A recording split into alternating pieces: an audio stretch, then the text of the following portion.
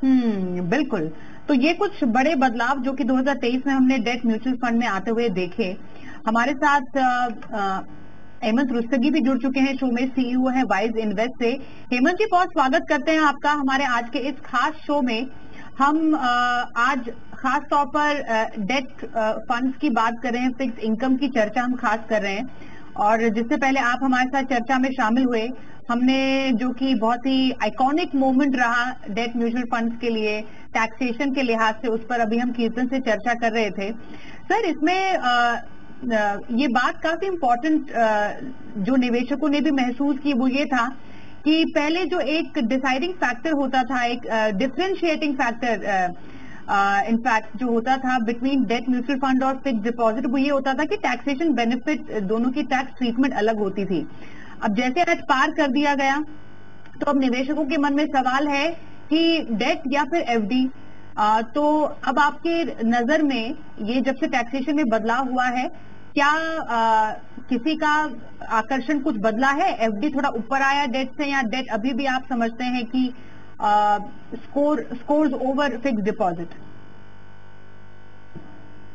I think इसके दो aspects हैं। आपने बिल्कुल सही कहा। अगर हम बात करें पोटेंशियल की, तो मुझे लगता है डेफिनेटली डेट फंड में पोटेंशियल है कि वो फिक्स डिपॉजिट से आपको बेटर रिटर्न दे सकते हैं। लेकिन अगर हम इन्वेस्टर्स के पॉइंट ऑफ व्यू से रुझान की बात करें, सबसे बड़ा अट्रैक्शन जो हुआ करता था वो टैक्स बेनिफिट का था, क्योंकि आपको इंडेक्सेशन का बेनिफिट मिलता था।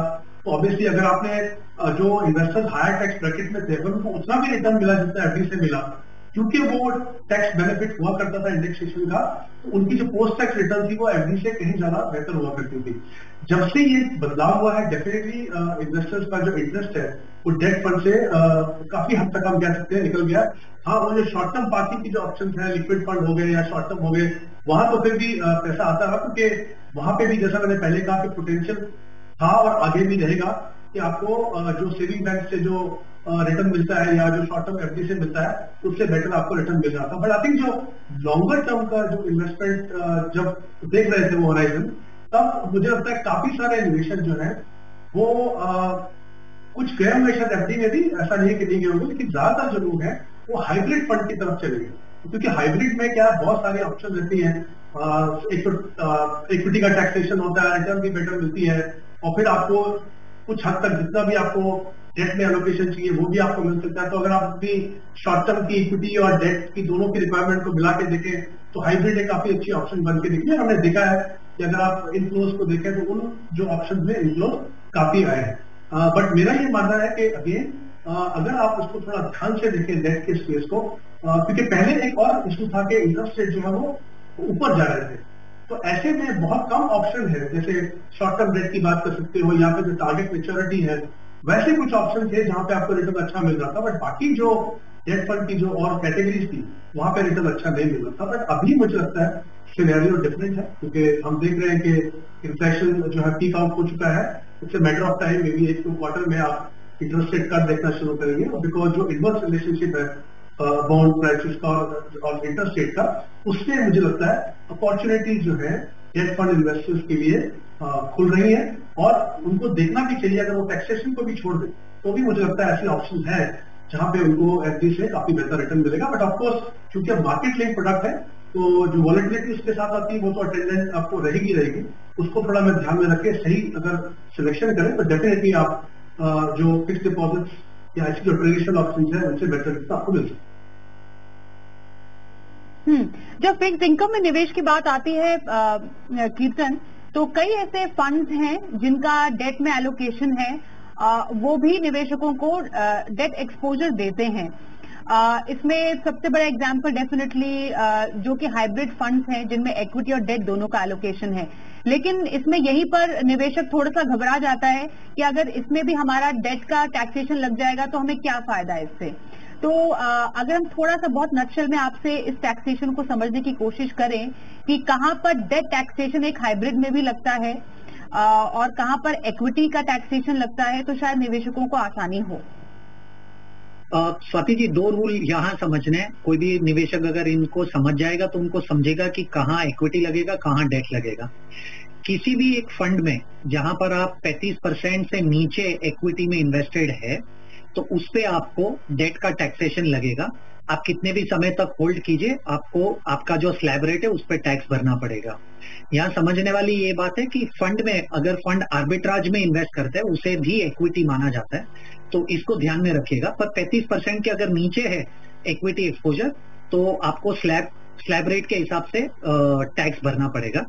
और अगर आपके फंड में 35% से लेकर 64% तक, 35 से 64% तक इक्विटी है, तो आपको पहले जो डेट में इंडेक्सेशन एडवांटेज मिला करता था वो एडवांटेज मिलेगा, जिसमें 3 साल के नीचे तक अगर आप होल्ड करेंगे तो 30% टैक्स लगेगा, और 3 साल से ज्यादा अगर आप होल्ड कर रहे हैं तो आपको इंडेक्सेशन का एडवांटेज मिलेगा। और मुझे ऐसा लग रहा है ये इस माध्यम से कम्युनिकेट करना बहुत इंपॉर्टेंट है। बहुत सारे लोग हाइब्रिड फंड्स में इसलिए निवेश करते हैं क्योंकि उनको लगता है कि डेट टैक्सेशन नहीं चाहिए और मुझे इक्विटी टैक्सेशन चाहिए। अगर आप 8, 9, 10% पे बेसिक कैलकुलेशन करें तो डेट प्लस इंडेक्सेशन वाला जो बेनिफिट है वो ज्यादा टैक्स एफिशिएंट है इक्विटी से। तो मुझे ऐसा लग रहा है कि आप जब हाइब्रिड फंड में निवेश कीजिए ऐसे फंड को ढूंढिए जिसमें इंडेक्सेशन का एडवांटेज मिलता है, वो बेटर टैक्सेशन है वर्सेस इक्विटी। ओके, तो ये टैक्सेशन को हमने समझा कीर्तन से कि डेट और इक्विटी टैक्सेशन कहां पर लगता है, स्पेशली विद इन हाइब्रिड जहां पर दोनों कंपोनेंट होते हैं। पर 2024 में आपको डेट में कहां पर वाकई निवेश करना चाहिए, इस पर करेंगे एक खास चर्चा। छोटे से ब्रेक के बाद बने रहिए हमारे साथ।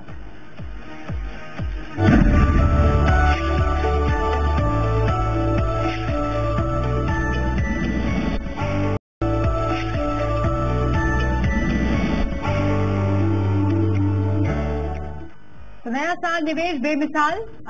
आज हम बात कर रहे हैं डेट म्यूचुअल फंड में निवेश की। डेट में बेस्ट निवेश कहां करें। हमारे साथ हेमंत रुस्तगी है वाइज इन्वेस्ट से, और क्रेडेंस वेल्थ के कीर्तन शाह। हेमंत जी, अब किसी को ज्यादा से ज्यादा फायदा डेट निवेश से उठाना है तो नए साल 2024 में कहां पर निवेश के मौके बनेंगे, कहां पर निवेश करना चाहिए? जैसा मैंने पहले भी कहा कि मौके हैं डेफिनेटली, बट ऑब्वियसली आपको दोनों देखना है एस्पेक्ट, रिस्क और रिवॉर्ड। तो आई थिंक मैं इसको दो कैटेगरीज में इसको डिवाइड करूंगा मैं। अगर as a debt fund investor अगर आपका टाइम होराइजन मान लीजिए 2 साल या 2-3 साल के करीब है और आप चाहते हैं कि थोड़ा सा स्टेबल रिटर्न मिले, क्योंकि जैसा मैंने पहले भी कहा कि म्यूचुअल फंड जो है वो मार्केट लिंक प्रोडक्ट है, तो हालांकि आप डेट में इसलिए डालते हैं क्योंकि आपको सेफ्टी चाहिए, बट क्योंकि मार्केट लिंक है तो ऑब्वियसली वॉलेटिलिटी वहां पे रहती है, पर डिपेंड करता है कि किस कैटेगरी में आप जाते हैं। तो अगर आप थोड़ा सा स्टेबल रिटर्न देख रहे हैं, बहुत ज्यादा वॉलेटिलिटी शायद आपको नहीं चाहिए, तो मुझे लगता है 2-3 कैटेगरीज हैं जिनको आप देख सकते हैं, जैसे शॉर्ट टर्म फंड हो गए या बैंकिंग एंड पीएसयू फंड को आप देख सकते हैं, या फिर कॉर्पोरेट बॉन्ड फंड्स। बट अगर आप थोड़ी सी एक तरह से मैं कहूंगा कि टेक्निकल एलोकेशन करना चाहते हैं, आपको जैसा मैंने पहले कहा जो इन्वर्स रिलेशनशिप है इंटरेस्ट रेट और बॉन्ड प्राइस के बीच में, उसका फायदा उठा के अगर आप चाहते हैं कि अच्छा रिटर्न मिले, तो फिर कुछ कैटेगरीज है वहां पे, जैसे डायनेमिक बॉन्ड फंड्स हो गए, जहाँ पे फंड मैनेजर उनके अपने व्यूज के हिसाब से जो मॉडिफाइड ड्यूरेशन को उसको बदलते रहते हैं, वो एक ऑप्शन रह सकती है। या फिर medium to long term funds और लॉन्ग टर्म फंड्स और गिल्ड फंड्स, ये 3-4 कैटेगरीज है। बट मुझे लगता है जिस तरह की सिचुएशन अभी है, अगर आप उसके इन्वेस्ट करने के टेंडेंसीज को समझते हैं, थोड़ी वॉलेटिलिटी को देख सकते हैं, थोड़ा सा लॉन्गर ड्यूरेशन अगर आपके पास समय है इन्वेस्टेड रहने के लिए, तो मुझे लगता है जो लॉन्ग ड्यूरेशन जो फंड है वो सबसे बेहतर ऑप्शन है इस समय पे किसी भी निवेशक को, अगर आप इस चीज का फायदा उठाना चाहते हैं कि जब इंटरेस्ट रेट नीचे जाए तो आपको बेहतर रिटर्न मिले। क्योंकि आप कैटेगरीज की आपने बात की हेमंत जी, कौन से फंड्स इन कैटेगरीज के आप रेकमेंड करेंगे? Short term category, banking and PSU, corporate debt fund से जुड़े हुए बॉन्ड फंड? जी देखिए, अगर हम शॉर्ट टर्म की बात करें तो HDFC short term, ICICI Pru short term और निपॉन शॉर्ट टर्म। उसके अलावा अगर आप बैंकिंग एंड पीएसयू की बात करें तो एबीएसएल बैंकिंग एंड पीएसयू, बंधन बैंकिंग पीएसयू और एचडीएफसी बैंकिंग पीएसयू। अगर हम बाकी जो 2 कैटेगरीज की बात करें, लॉन्ग ड्यूरेशन, जैसे मैंने कहा कि मुझे लगता है वो एक ऐसी कैटेगरी जहाँ पे अच्छा पोटेंशियल है, प्रोवाइडेड आपका थोड़ा सा लंबा समय और आप उसको होल्ड करके रख सके, तो HDFC long duration fund, ICICI Pru long term bond fund और एसबीआई लॉन्ग ड्यूरेशन फंड। और डायनेमिक बॉन्ड फंड्स के अंदर HDFC dynamic bond fund, Kotak dynamic bond fund और Nippon India dynamic bond fund. ये कुछ फंड है इन कैटेगरीज के जिनको इन्वेस्टर्स देख सकते हैं अपने इन्वेस्टमेंट ऑप्शन के लिए। बिल्कुल। तो कुछ फंड्स हैं, कुछ कैटेगरीज हैं जिनका खास ख्याल आप नए साल में रख सकते हैं। डेट म्यूचुअल फंड से ज्यादा अगर आपको फायदा लेना है उसके तहत। मुझे कीर्तन आप बताइए कि within debt asset allocation कैसे किया जाए जिससे कि ज्यादा से ज्यादा फायदा नए साल में उठाया जा सके और एक अच्छा कैपिटल गेन भी मिले निवेशकों को। आई थिंक अगर टैक्टिकल बेट की बात है और 2024 की बात करें तो मुझे नहीं लगता कि कोई भी कंफ्यूजन है मेरे माइंड में कि आपको मीडियम और लॉन्ग ड्यूरेशन फंड्स में ही पैसा निवेश करना चाहिए। पर जैसे हेमंत जी ने भी कहा, ये मार्केट लिंक प्रोडक्ट है, तो आप अगर एक्सपेक्ट कर रहे हो कि इंटरेस्ट रेट्स गिरेंगे और इंटरेस्ट रेट्स नहीं गिरते तो ये थोड़ा सा आपको वॉलेटिलिटी का एक्सपीरियंस दे सकता है। पर अगर आपके पास 24 महीने का समय है तो मुझे नहीं लगता कि अगर ग्लोबली कुछ ऐसा हो जाता है जो हम एंटिसिपेट आज नहीं कर रहे तो इंटरेस्ट रेट गिरने वाले और ये नो ब्रेनर है लार्जली। तो उसकी वजह से अगर आप टैक्टिकल बेट लेना चाहते हैं पर अगर आप थोड़े से मॉडरेट इन्वेस्टर है तो आप गिल्ड फंड्स में निवेश कीजिए, क्योंकि गिल्ड फंड्स में आज क्रेडिट रिस्क नहीं लेते पर उसका ड्यूरेशन बहुत सिमिलर है मीडियम ड्यूरेशन फंड से। और अगर आप थोड़े से अग्रेसिव इन्वेस्टर है जो इंटरेस्ट रेट्स के मूवमेंट्स वगैरह समझते हैं तो आपको लॉन्ग ड्यूरेशन फंड्स में निवेश करना चाहिए। तो मीडियम ड्यूरेशन में आप SBI मीडियम ड्यूरेशन कंसिडर कर सकते हैं और अगर आप थोड़े से अग्रेसिव है तो निप्पॉन इंडिया निवेश लक्ष्य जो एक लॉन्ग ड्यूरेशन फंड है ये कंसिडर कर सकते हैं। बिल्कुल। तो medium to long duration funds कुछ ऐसे कैटेगरीज है जहां पर निवेश करना चाहिए। हेमंत जी जैसे कह रहे हैं कि banking and PSU, corporate bond fund, ये कुछ ऐसे कैटेगरीज है जहां पर आप खास ध्यान रख सकते हैं साल 2024 में। तो फिक्स इनकम में एक सटीक स्ट्रैटेजी आप बनाइए और ज्यादा से ज्यादा इसका फायदा उठाइए। और चर्चा में शामिल हुए आप हेमंत जी और कीर्तन, आप दोनों का बहुत धन्यवाद करेंगे हमारे साथ मनी गुरु के आज के इस खास कार्यक्रम में शामिल होने के लिए। यहाँ पर रुकते एक ब्रेक के लिए, पर खबरों का सिलसिला आगे भी जारी रहेगा, बने रहिए हमारे साथ।